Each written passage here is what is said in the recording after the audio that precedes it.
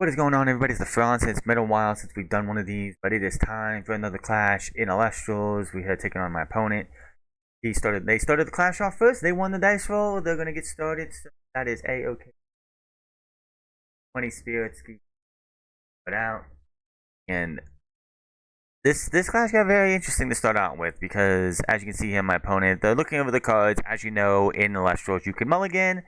That's exactly what they're going to do immediately. They're going to get 2 Frost Spirits into the Underworld, which, honestly, with a Cryovern set, or a Cryo Scorch set, mulliganing first turn is not a bad play. It's not, because you already got 2 starts. I know you don't want to start out that way, but it's already 2 in the Underworld for you, so, like, if you draw that Cryoling in turn 2 or 3, or something, you could sit there and, boom, get yourself a Cryo Scorch on Cryovern very, very fast. So honestly, not the worst way to start out, being only down 2 spirits. It could be a long clash, it could be a short clash.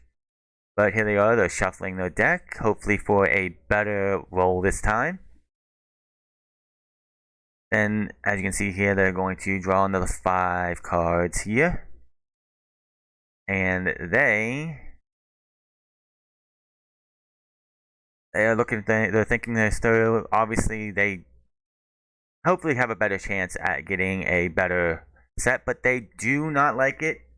They don't like what they have. They could have bricked out and just got a bunch of runes, and you don't want to do that. And they are going to mulligan again. So they are down 4 spirits. They are down to 16 spirits first turn. Definitely not the way you want to start any clash, but again, if it is a Frost deck, as you can see, and more than likely they are running a Cryo Scorch deck, so it's not the worst thing that could happen. Because again, if you throw out a Blizzard or something turn 1 or 2, you can get 6 spirits into the spirit world immediately and get your Cryovern up and ready to go turn 2. So again, not the worst thing in the world. Anything after this, I think, is just a little overkill in my opinion, because you're already down 14. That'd be down 6 spirits for 4. I'd say would probably be the max for, and in my opinion. But they do keep this time. They do put 1 card face down. And then, after they think of what to do here, what are they going to do? What are they going to do here? They are thinking, and they got an Arcturus, which if you can expend up to 2 times on your turn to get it to +9, +3 for each, because it's a 3 as it is. I'm going to pause that for a second. I would honestly like to see Arcturus have the ability to, like, if it's on your opponent's turn, you can expend that 1 to boost your attack to 6 instead of 3. So your opponent has to think twice about, like, do something like a Mustation where, like, on cast, you can sit there and expend 1. But on your turn, you can expend 2. Just my thoughts. Not a good way to start. They're down 5 spirits of the spirit deck already. I draw, and I play the safest play I can, and that is Astrabit. Not really the best way I want to go with this, but it's on the best play I can do. I'm shuffle. As you know, look at the top 3 cards of my deck. Shuffle the last, pick 1, shuffle the other 2 back in, and then, yeah. Up a little bit of a shuffle. On top. See what I have in my hand. I'm going to put 2 cards. I'm going to end up putting 2 cards face down. And I'm going to end my turn. So, my opponent draws this time.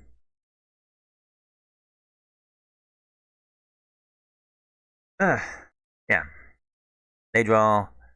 So I'm asking about the effect of Arcturus. Of course, I looked it up after the fact as I'm doing the highlights of this, trying to figure out what everything is and all that. So Arcturus could be very strong, and if they really wanted to, if they had no other play, they expend 1, they put it to 6, and they can attack into my rabbit and destroy my rabbit, keeping me from being able to do what I want to do.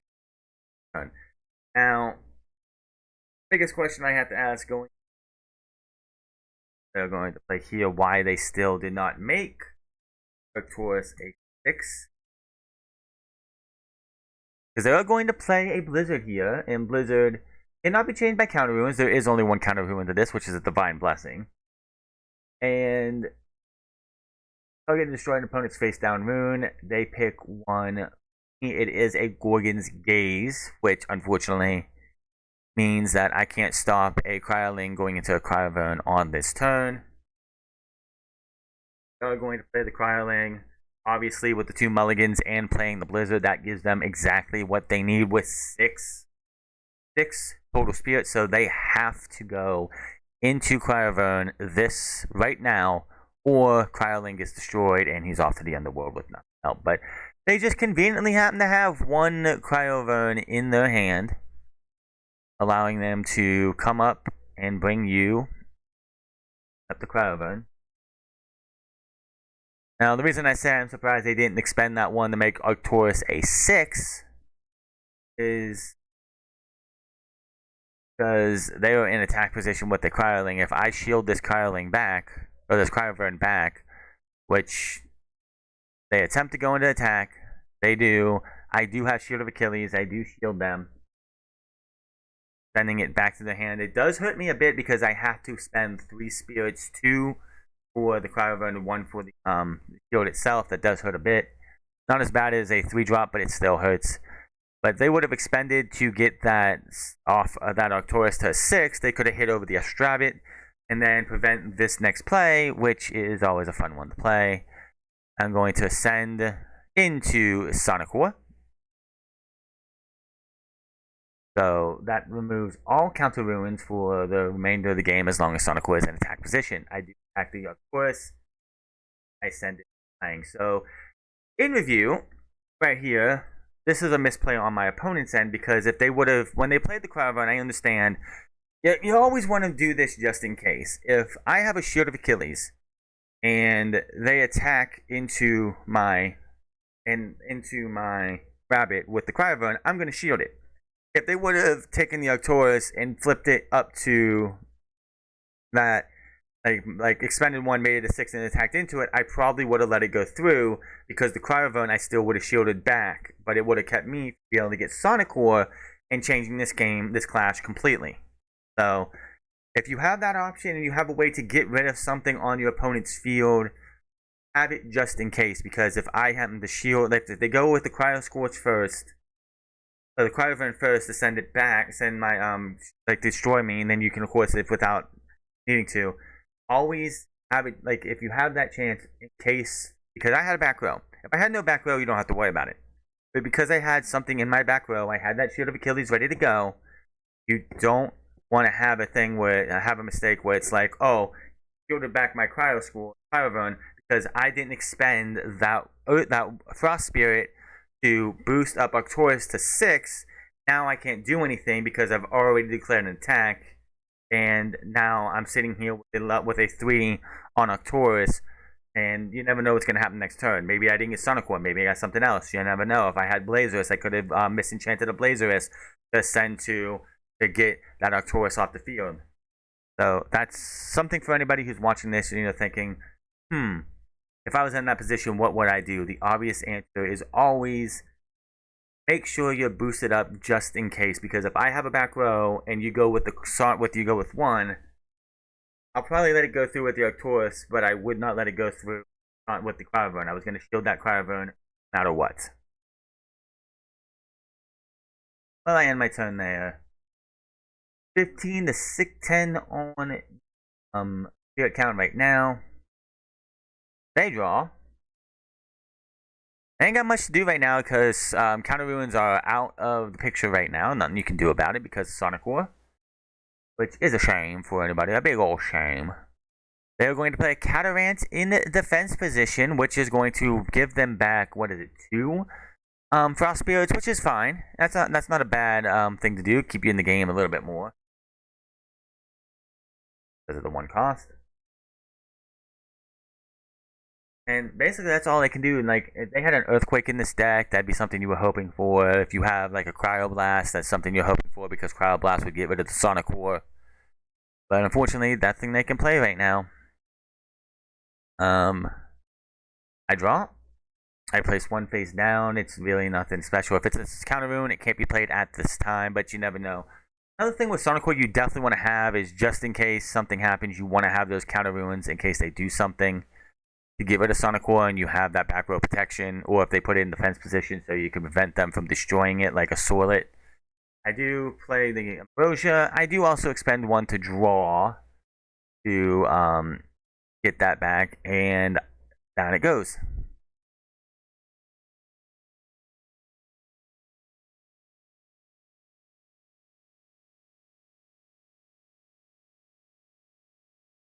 My opponent is in such a big bind here because they don't really have anything they can really do. They don't. Sonicore is taking them out of the game. There's not much you can do. If you can get that Cryolink, Cryovan thing again, then because a back row can't be used, you can get Cryo. If you get, I shielded the Cryovan. I did not shield the Cryolink. If they happened to get a second Cryolink, they could have prodded up the Cryovan again, crashed into it, and got rid of Cryoscorch. I mean, again, a Sonicore changing the game as well, but unfortunately that did not happen. Frigicub was all they had. Defense position and done. Now comes one of my favorite plays. I got the Exalt Flare there. I'm sorry for the glare on my thing. I'm going to play a Misenchanted Stadium, which you can do that to get it up to Blazerous. And here's where the attack, as I will destroy the Frigicub with Sonicore, and then I will just hit them for 4 on their spirits because Blazerous can attack twice. One of the best cards in the game. It gets a double attack. Obviously, if you get to destroy 2 Elestrals in that, you can get up to Trifernal. So they go from 10 spirits down to 4. Right then and there. That's what's great about. That's what I love about this whole thing, is that like you can just sit there and you can hit big time too. Now comes the issue, is that even if they were to play something, it's going to be difficult for them to do anything. Because even if they were to play a card, Celestial, Sonicore takes it out unless it's a 7 or higher, which is hard to do. And then Blazers hits them twice, and that's basically it. But they are going to play a Lavalith. I'm really getting frustrated with having to fight Lavalith because I've come across Lavalith a couple times, and it's actually come to burn me more times than not. But it does get to pop the back row. The pop row was a Resting on Your Laurels, which I have not got to use that much, which is so frustrating. I was so happy. It's like, oh yeah, I got this Resting on Your Laurels. It's going to help me. And it's either I don't need it because I am leading the game like I am in this one, or I can't draw it because whatever. 13. This was a play I should not have done because this was what ended the game completely. I ascend into Trifernal, which actually no, he has 4 on top of him. So yeah, this clash was over anyway. And then I attack in the next plane there, and that is yeah. We must have miscounted or something, but yeah, that should have been the clash right there. They drew, they GG. That's the clash. That's another win. Let me know what you think in the comment section below. The last minute and 29 of this is us just talking and chit-chatting for nothing and just talking about things, and I forgot to hit the stop button. But hit that subscribe button, comment down below, like or dislike this video, and I will see you guys on the next one coming soon.